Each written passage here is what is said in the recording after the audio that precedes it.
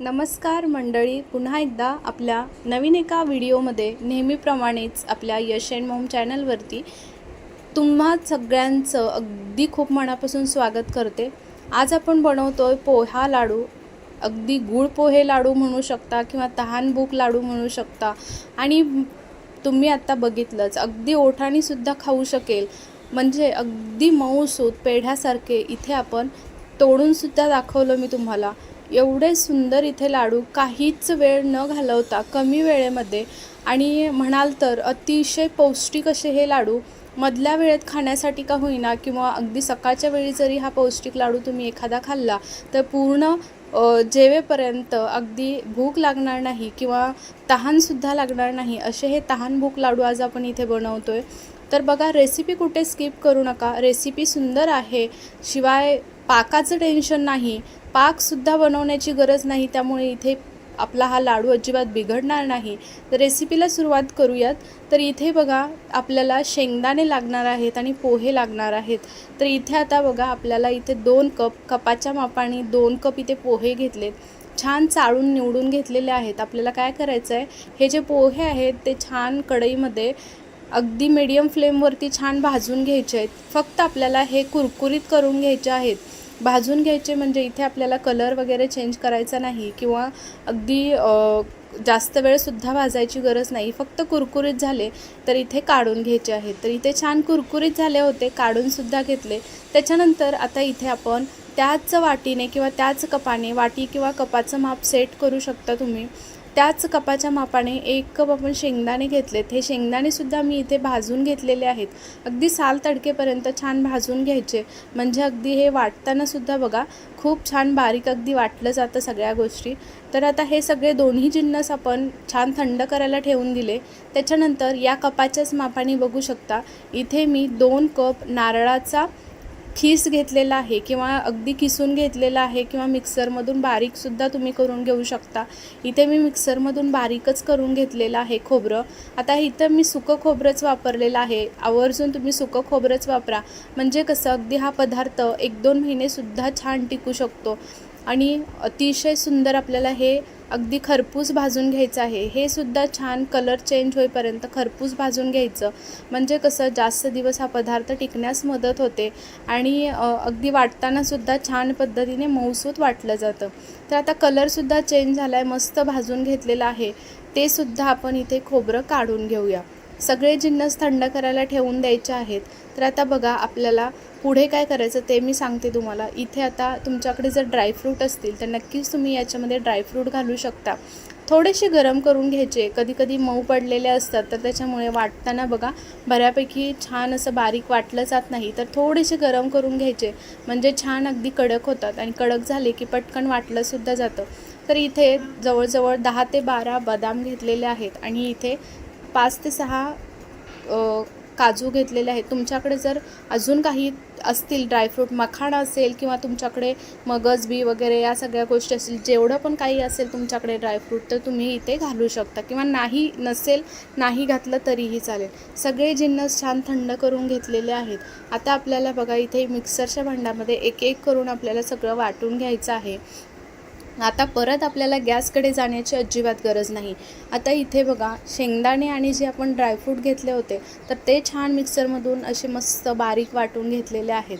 तर अगदी बारीकच वाटून घ्यायचे आहेत, म्हणजे अगदी तोंडातसुद्धा बघा मस्त, अगदी तोंडात म्हातारे लोकांनासुद्धा किंवा अगदी लहान मुलांनासुद्धा खाताना दाटत नाही किंवा अतिशय मऊसूत असल्यामुळे अगदी ओठाने जरी खाल्लात तुम्ही तरीसुद्धा पटकन विरघळणारा असा हा आपला लाडू इथे तयार होतो।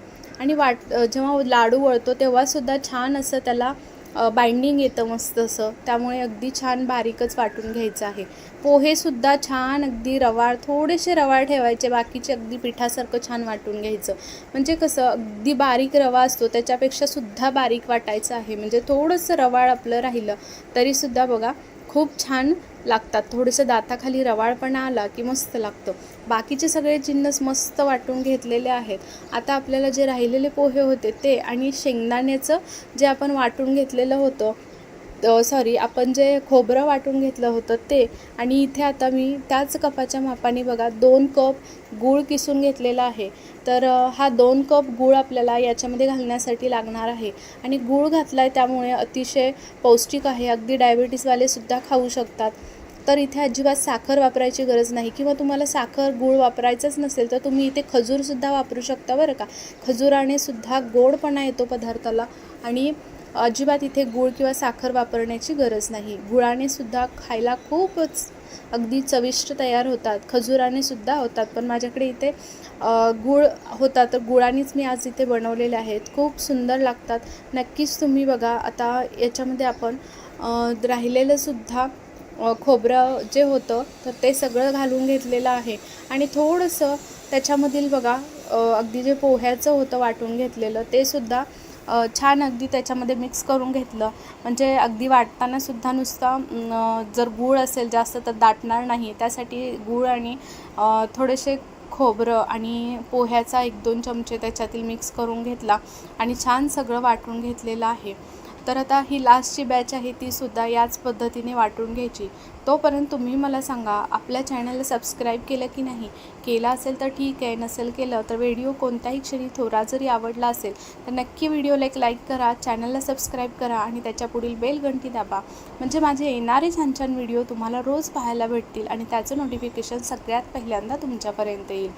तर आता इथे बघू शकता, असं छान पद्धतीने सगळं वाटून घेतलं. आता हे सगळे जिन्नस आपल्याला एक साथ मिक्स करून घ्यायचे आहेत. मिक्स करत असताना सुरुवातीला असं एका हाताने छान मिक्स करून घ्यायचे. त्याच्यानंतर आपल्याला थोडं थोडं करून हातावरती, दोन्ही हातावरती छान असं चोळून घ्यायचं आहे. म्हणजे अगदी गाठी गुठळ्या असतील तरीसुद्धा त्या निघून जातील. मऊसूत इथे एकसारखं आपलं हे मिश्रण तयार होईल. तर त्यासाठी आता आपल्याला इथे तुमच्याकडे जर वेलची पावडर नसेल तर कुटून घेऊ शकता. वेलची पावडर माझ्याकडे इथे तयार होती तर मी वेलची पावडर इथे 1 चमचावर घातलेली आहे. आणि गोडाचा पदार्थ जरी असेल तरीसुद्धा बघा चिमूटभर मीठ घालावं. आणि हा पदार्थ बनवल्यावर नक्कीच तुम्हाला तुमच्या आजी-पणजीची आठवण आल्याशिवाय राहणार नाही. तर इथे बघू शकता या पद्धतीने सगळं छान मिक्स करून घ्यायचं आहे आणि हातावरती छान चोळून घ्यायचं सगळं मिश्रण. म्हणजे एकसारखं मिश्रण सगळं तयार होतं, कुठेही याच्यामध्ये गाठी वगैरे राहत नाहीत आणि अगदी लाडू वळतानासुद्धा बघा अगदी मस्त वळला जातो. आता बघू शकता इथे अगदी तूपसुद्धा घ्यायची गरज नाही आणि मस्त अगदी हातावरती मिश्रण घेतल्या घेतल्या छान असा वळला जातो लाडू. जर तुम्हाला थोडंसं वाटलं कोरडं आहे मिश्रण तर तुम्ही थोडंसं हाताला तूप लावून घेऊ शकता आणि तुपानीसुद्धा तुम्ही वळू शकता. पण इथे अजिबातच गरज पडत नाही. मऊसूत आपण सगळ्या गोष्टी वाटून घेतलेल्या आहेत, त्याच्यामुळे अजिबात इथे आपल्याला तुपाची, तेलाची, दुधाची, पाण्याची काहीच गरज लागत नाही. अगदी छान असे हे लाडू इथे वळून तयार होतात. इथे बघू शकता आपला लाडू अगदी काही सेकंदामध्ये वळून तयार झालेला आहे आणि टिकतातसुद्धा अगदी छान. 1-2 महिने मस्त अशा पद्धतीचे सर्व लाडू आपण बनवून घेऊया आणि मस्त टिकतात. त्याच्यामुळे सकाळच्या वेळी जरी तुम्ही एक खाल्ला तरी अगदी म्हणजे भूक लागणार नाही किंवा तहानसुद्धा तुम्हाला लागणार नाही. अगदी दुपारच्या वेळेपर्यंतसुद्धा किंवा लहान मुलांनासुद्धा खाण्यासाठी अतिशय उत्तम हे आहेत. अगदी तोंडात टाकताच विरघळणारे हे लाडू इथे या पद्धतीनं आपण सगळे बनवून घेतलेले आहेत. तर एकूण बघा मी तुम्हाला सांगते पुढे. आता आपण हे सगळे लाडू एका डिशमध्ये काढून घेऊया. एकूण लाडू किती तयार होतात ते मी सांगते एवढ्या मिश्रणामध्ये. आणि लक्षात ठेवण्यासाठी सुद्धा बघा मेजरमेंट अतिशय सोपं सांगितलेलं आहे. त्याच्यामुळे तुम्हाला वाटीचं कपाचं प्रमाणसुद्धा सांगितलं आहे, त्याच्यामुळे अगदी लक्षात राहायलासुद्धा सोपं प्रमाण आहे आणि पटकन होतात. अगदी 10 मिनटामध्ये फक्त आपल्याला हे जिन्नस हे सगळे भाजून घ्यायचे आहेत आणि भाजून घेऊन फक्त मिक्सरमधून वाटून घ्यायचे आहेत. तर इथे आपला लाडू वळण्यासाठी तयार होतो. काहीच जास्तीची झंझट नाही, काही नाही. अतिशय सुंदर लाडू इथे तयार होतात. अगदी तुम्हाला इथे तोडून दाखवला. मऊसूत असे हे लाडू हातावरती बघू शकता. फक्त अंगठ्याने दाबल्या दाबल्या मस्त असे मऊसूत चुरा होतो आणि हे लाडू अशा पद्धतीचे बनवून ठेवले की अगदी जास्त दिवस टिकतात सुद्धा आणि प्रवासामध्ये सुद्धा तुम्ही घेऊन जाऊ शकता किंवा कुठे गावाला जात आहे घरच्यांसाठी बनवायचे आहेत मधल्या वेळेत वगैरे खाण्यासाठी मुलांनासुद्धा मध्ये आता सुट्ट्या आहेत तर खूप सारं काही ना काहीतरी वेगळं वेगळं खायला लागतं तर अशा वेळी नक्कीच तुम्ही हे लाडू बनवून ठेवू शकता. तर रेसिपी कशी वाटली पोह्याच्या लाडूची तहानभूक लाडू तर हे लाडू तुम्हाला कसे वाटले नक्की कमेंट करून सांगा. रेसिपी कोणत्याही क्षणी थोडी जरी आवडली तरी व्हिडिओला एक लाईक करा. ही रेसिपी आपली जास्तीत जास्त तुमच्या मित्रमैत्रिणी परिवारांमध्ये शेअर करा.